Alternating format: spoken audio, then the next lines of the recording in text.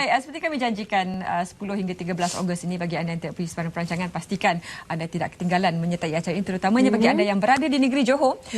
Kerana Johor Wood and Lifestyle Fair akan berlangsung dan ia mempamerkan begitu banyak tarikan kepada pengunjung, dan untuk mengetahui lebih lanjut, kita ucapkan selamat pagi kepada yang berbahagia Datuk Jalaluddin Harun, Ketua Pengarah Lembaga Perindustrian Kayu Malaysia. Datuk, kita jangkakan ini merupakan satu lagi acara signature ataupun acara tanda di negeri Johor, Datuk. Ya, terima kasih atas ni.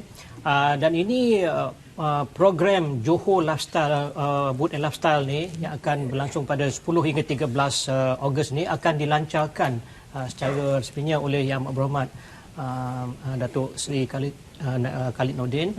Dan ia merupakan satu daripada usaha MTIB, Lembaga Perindustrian Kayu Malaysia, untuk mempromosikan produk-produk kayu, terutamanya perabot, memfokuskan kepada PKS.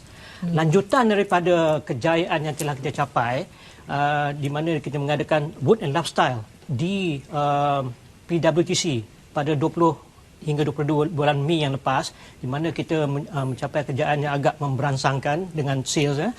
Dan ini kita lanjutkan kepada di wilayah selatan di Johor. Dan seperti mana kita tahu bahawa negeri Johor merupakan salah satu negeri yang sungguh aktif menghasilkan perabot. Boleh dikatakan daripada 7.2 bilion ekspor perabot pada tahun lepas 2015, 62% ataupun 4.8 bilion adalah daripada negeri Johor. Ini merupakan satu jumlah yang besar. Dan penumpuan kita kepada ini adalah sesuatu yang sangat kita alu-alukan, dan kita mendapat kerjasama yang sangat memberansangkan daripada kerajaan negeri Johor sendiri. Dan inilah yang akan kita lakukan, dan kita menjemputlah ramai-ramai kita ke sana pada 10 hingga 13 bulan nanti. Ya, Leha, kalau kita lihat masyarakat sekarang ini sudah seolah-olah kembali kepada asas, dan mungkin Datuk boleh jelaskanlah sebab kalau dulu kayu ni memang kebiasaan menjadi antara perabot pilihan kerana tahan lama. Lepas tu ada lagi material-material lain yang digunakan untuk perabot. Jadi bila dikembalikan penggunaan kayu sebagai perabot pilihan di rumah sebagai satu gaya hidup pula tu, jadi macam mana perkaitannya? Ini adalah salah satu daripada objektif Wood and Lifestyle ni, di mana kita akan mengemukakan reka bentuk atau desain-desain baru. Kadang-kadang boleh kata ala Italian pun ada. Dan apa yang menarik desain-desain yang berbentuk sekarang ni, saya telah pun pergi beberapa kali ke Milan. Contohnya the world biggest exhibition of design di Milan, Saloni, Italy, di mana penggunaan kayu sentral. Tetapi apa yang mereka lakukan sekarang ialah bukan 100% daripada material daripada kayu. Dia panggil sekarang ni, dia trend sekarang ni dia panggil mix and match.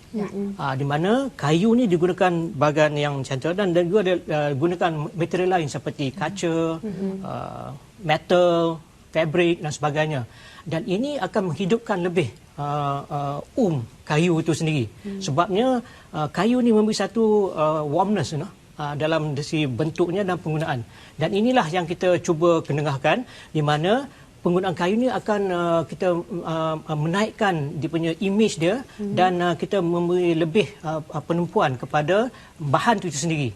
Kekuatan dia, kecantikan dia, estetik dia, inilah yang kita akan kemukakan. Di samping perabot, kita juga lifestyle macam flooring, even lampu kita pun buatnya, lighting dan sebagainya, dalam satu environment yang kita nak create satu ambience. Inilah yang saya kata penggunaan kayu yang secara moden ni akan dapat menarik lebih publik untuk menggunakannya. Kalau dilihat di kedai-kedai perabot yang berprestij, Datuk, kadang-kadang ada meja makan yang memang diambil terus daripada kayu tersebut, dan harganya mencecah puluhan, malah ada yang ratusan ribu.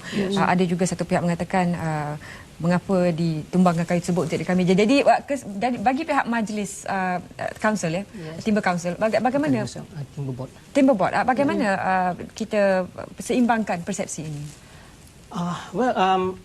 Kayu ni kita menggunakan secara berhemah dan secara desain yang menarik, dan penggunaannya ialah you'll be surprised, kita ekspor 7.2 bilion kayu daripada perabot kayu. More than 80% daripada kayu itu adalah daripada kayu getah. So menggunakan kayu getah yang kita ada tu, dan cara penggunaan dia akan memberi nilai dia.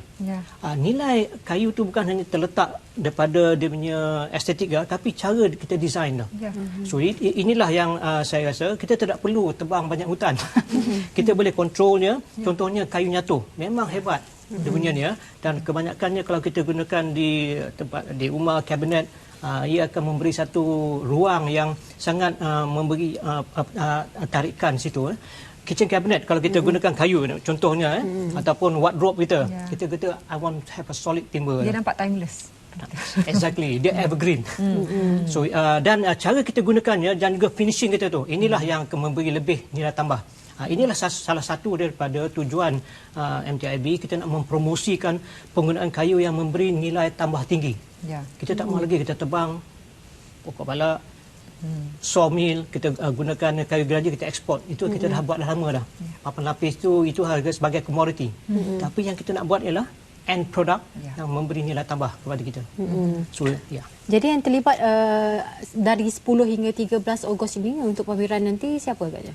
Kita di samping kita menyebut Yang Berhormat Menteri Besar Johor untuk melakukannya, kita juga Yang Berhormat Timbalan Menteri kita daripada MPIC ataupun Ministry of Plantation Industry and Commodity, Datuk Dr. Nasrun akan bersama kita, dan di samping pelancaran roadmap yang akan kita disempurnakan oleh Yang Berhormat Menteri Besar, kita akan juga menyebut 40 pempamer dan untuk perabot, dan juga mereka menggunakan produk-produk yang berasaskan kayu, dan juga kita ada penjualan dan juga bahan-bahan yang kraft tangan yang ada nilai yang diperoleh daripada kayu. Dan juga kita ada satu ruang di mana penggunaan kayu dalam bangunan. Macam flooring, cara baru, teknik baru, dan juga di sinilah kita memberi tumpuan juga kepada PKS, industri kecil dan sederhana, di mana perusahaan ini memerlukan penemuan antara buyer dengan kita seller. So inilah salah satu medan yang boleh kita gunakan, wadah untuk kita menemukan pembeli dengan penjual yang produk-produk yang berasaskan kayu ni. Saya rasa ini tidak akan kecewalah, kerana banyak daripada ini adalah desain-desain baru, dan di sinilah yang saya rasa semua lapisan ni boleh public boleh attend 10 hingga 13 tu, dan kita memberi ruang seluas-luasnya untuk mereka tahu apakah produk-produk baru, desain baru yang ada pada perabot dan juga lifestyle dalam rumah. Dari segi logistik ataupun layout lokasi itu sendiri, galeri dalam Johor Bahru, lokasi spesifiknya di mana, Datuk? Dia di Tampoi, dia dekat dengan Kempas, not very far away. Dan galeri ini adalah satu juga bangunan yang unik yang telah dilancarkan oleh Yang Berhormat Timbalan Perdana Menteri pada Mei 2012. Dan galeri ini adalah yang pertama menggunakan konsep timber IBS, almost like 80%. 85% adalah buatan dari kayu, dan dia menggunakan load bearing structure. Dan bangunan itu adalah satu tarikan. Dan untuk itu kita akan juga melancarkan satu dewan pameran kekal, di mana kita akan mempamerkan produk-produk yang canggih daripada kayu. Jadi inilah yang akan juga akan dirasmikan oleh Yang Berhormat Menteri Besar Johor. Bila ke pusat peranginan di Bali ataupun di Malaysia yang eksklusif, kebanyakannya menggunakan kayu sebagai bukan sahaja dari struktur, malah dari segi perabot memberikan rupa yang eksklusif seperti Datuk cakapkannya. Bagaimana ini boleh diterjemahkan kepada rakyat Malaysia supaya ia dapat dirakyatkan lagi, macam ia tidak semestinya mahal, ia mampu dimiliki oleh semua? Betul, itu satu persepsi sebenarnya, di mana kita buat bangunan berkayu mesti mahal. Oh, cengal mahal. Tengok je lah. Of course, kalau you juga gunakan cengal, merbau, balau daripada semua, dan mahal lah.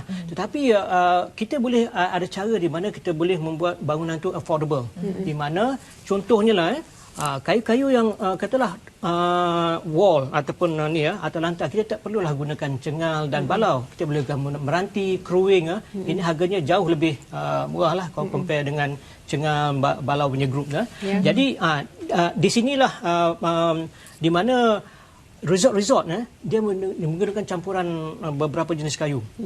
Dan oleh itu harganya tidaklah semahal yang kita jangkakan.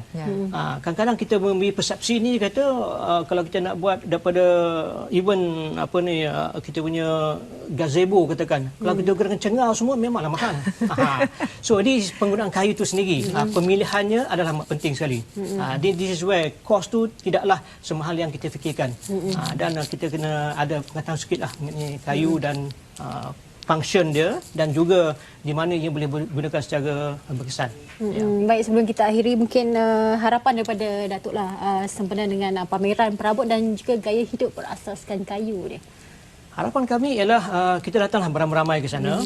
Dan saya juga melihatkan penggunaan kayu ala moden, agak terbaru ni, contemporary panggil.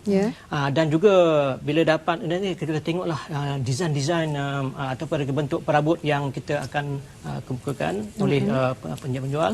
Dan apa yang penting ialah saya nak industri perkayuan ni di image dia diperkasakan dan dengan pelancaran roadmap negeri Johor juga kita akan dapat memfokuskan lagi, memperhebatkan lagi industri perkayuan kita, terutama sekali memberi tumpuan kepada nilai tambah tinggi. Dan dulu kita gunakan OEM ataupun Original Equipment Manufacturing ataupun copycat, dan sekarang ni kita fokus kepada ODM, Own Design. Dan di sinilah saya rasa negeri Johor sebagai peneraju industri perabot ini akan dapat berkembang dengan lebih hebat lagi, dan ini untuk kesejahteraan kita semua. Terima kasih Datuk. 10 hingga 13 Ogos Datuk Yes. Lokasinya juga cukup menarik dan apa yang akan dipaparkan kepada para pengunjung juga satu kerugian kalau tak tengok Datuk. Betul. Baik, 10 hingga 13 dan ini merupakan satu lagi acara yang boleh memberikan anda inspirasi bagaimana kayu ini boleh diperkembangkan lagi, evolusi penggunaannya dalam kehidupan kita. Malaysia.